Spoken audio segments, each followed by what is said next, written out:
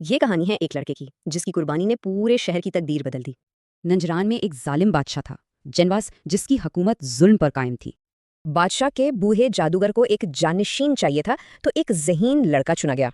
مگر جادوگر کے پاس جاتے ہوئے راستے میں اس لڑکے کی ملاقات ایک اللہ والے سے ہو گئی۔ بس پھر کیا تھا، اس شخص کی باتوں نے لڑکے کا دل بدل دیا اور وہ جادو سے دور ہو گیا۔ بادشاہ کو جیسے ہی لڑکے کے ایمان کا پتہ چلا، وہ غصے سے آگ بگولا ہو گیا۔ پہلی کوشش، بادشاہ کے سپاہیوں نے لڑکے کو پہاڑ کی چوٹی سے پھینکنے کی کوشش کی۔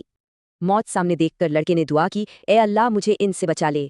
نتیجہ، پہاڑ میں زلزلہ آیا، سارے سپاہی گر گئے مگر لڑکا بالکل محفوظ رہا۔ بادشاہ باز نہ آیا، اس نے اب لڑکے کو گہرے سمندر میں ڈبونے کا حکم دے دیا۔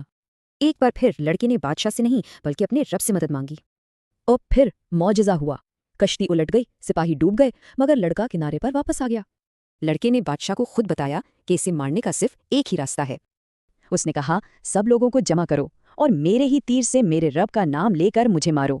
بادشاہ نے مجبوراً تیر چلایا اور کہا، اس لڑکے کے رب اللہ کے نام سے۔ تیر سیدھا لڑکے کو لگا اور وہ شہید ہو گیا۔ سب لوگ حیرت سے دیکھتے رہ گئے۔ یہ معجزہ دیکھ کر پورے شہر نے ایک ساتھ لڑکے کے خدا پر ایمان کا اعلان کر دیا۔ بادشاہ کا منصوبہ الٹا پڑ گیا تھا، اس نے ایک کو مارا پر پورا شہر مومن بن گیا۔ غصے میں بادشاہ نے بڑی بڑی خندقیں کھدوائیں اور انہیں آگ سے بھروا دیا۔ لوگوں نے ایمان چھوڑنے سے انکار کر دیا اور ایک ایک کر کے آگ میں کودتے گئے۔ اسی دوران ایک ماں اپنے شیرخوار بچے کو لیے آنکھ کے کنارے پر ہچکچائی۔ تبھی اس کے بچے نے بول کر کہا، امی جان پریشان نہ ہو، آپ سچ کے راستے پر ہیں۔ یہ سن کر ماں کو حوصلہ ملا اور وہ بھی باقی لوگوں کے ساتھ شہادت کے مرتبے پر فائز ہو گئیں۔